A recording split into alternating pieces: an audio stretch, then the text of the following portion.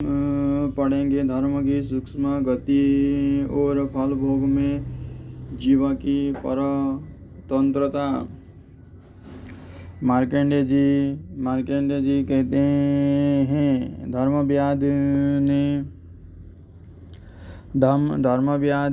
ने कौशिक ब्राह्मण से कहा, वृद्ध पुरुषों का कहना है कि धर्म के विषय में केवल वेद प्रमाण है। यह बात बिल्कुल ठीक है, तो भी धर्म की गति बड़ी सूक्ष्म है। उसके अनेकों भेद, अनेकों शाखाएं हैं। वेद में सत्य को धर्म और असत्य को अधर्म बताया गया है, परंतु यदि किसी के प्राणों का संकट उपस्थित हो और वहाँ अत्यंत असत्य भाषण से उसके प्राण बच जाते हैं, तो उस अवसर पर असत्य बोलना धर्म हो जाता है। वहाँ असत्य से ही सत्य का काम निकलता है। ऐसे समय में सत्य बोलने से असत्य का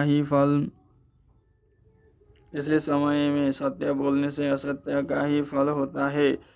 इससे यह निष्कर्म निकलता है कि जिससे परिणाम में प्राणियों का अत्यंत हित होता हो, ऊपर से असत्य दिखने पर भी वास्तव में सत्य है। इसके विपरीत जिससे किसी का अहित होता हो, दूसरों के प्राण जाते हों, वो देखने में सत्य होने पर भी वास्तव में असत्य एवं अधर्म है। इस प्रकार विचार करके देखो तो धर्म की गति बड़ी सूक्ष्म दिखाई देती है। मनुष्य जो भी शुभ या अशुभ कर्म करता है, उसका फल उसे अवश्य ही भोगना पड़ता है। यदि उसे बुरे कर्मों के फलस्वरूप प्रतिकूल दशा प्राप्त होती है, दुख आ पड़ते हैं, तो वो देवताओं की निंदा करता है, ईश्वर को कोसता है, परंतु अज्ञानवश उसके कर्मों के परिणाम पर उसका ध्यान नहीं जाता। मूर्ख, कपटी और चंचल चित्त वाला मनुष्य सदा ही सुख दुख के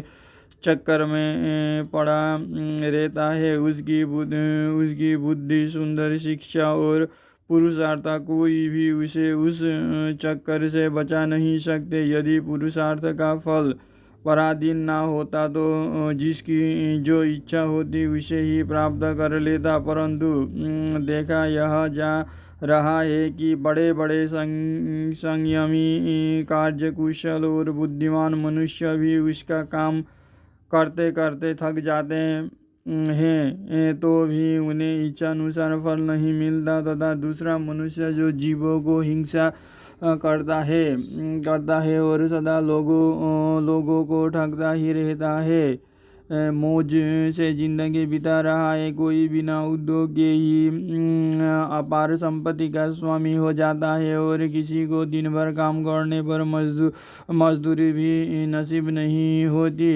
कितने ही दिन मनुष्य पुत्र के लिए तपस्या करते देवताओं को पूछते हैं, किंतु उनके बालक पैदा होकर कुल में कलंक लगाने वाले निकल जाते हैं। और बहुत से ऐसे हैं जो अपने पिता के कमाए हुए धन धान्य तथा प्रचुर भोग विलास के साधनों के साथ जन्म लेते हैं, और लौकिक मंगलाचार में ही उनका जन्म होता है।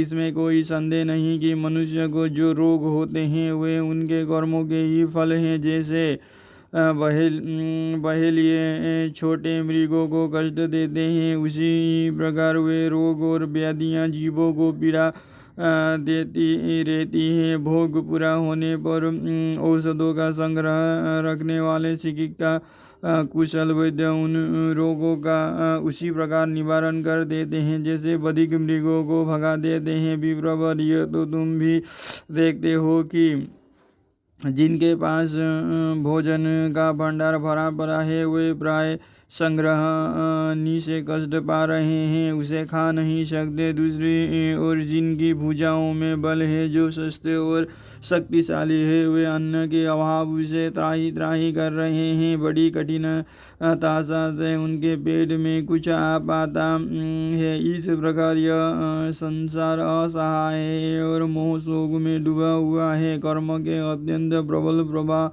में पढ़कर निरंतर उसकी आधी व्याधि रूपी प्रचंड तरंगों के थपेड़े सह रहा है। यदि जीव फल भोगने में स्वतंत्र होता तो न कोई मरता और न बूढ़ा होता। सभी मनचारी कामनाओं को प्राप्त कर लेते। अप्रिय की प्राप्ति तो किसी को होती ही नहीं। देखा जा रहा है कि जगत में सभी लोग सबसे ऊंचा होना चाहते हैं और इसके लिए यथाशक्ति प्रयत्न भी करते हैं, किंतु वैसा होता नहीं। बहुत से मनुष्य एक ही नक्षत्र और लग्न में उत्पन्न होते हैं, परंतु पृथक पृथक कर्मों का संग्रह होने के कारण फल की प्राप्ति में महान अंतर हो जाता है। कहाँ तक कहा जाए, नित्य अपने उपयोग में आने वाले वस्तु पर भी किसी के अधिकार नहीं है। श्रुति के अनुसार यह जीवात्मा सनातन है और संपूर्ण प्राणियों का शरीर नाशवान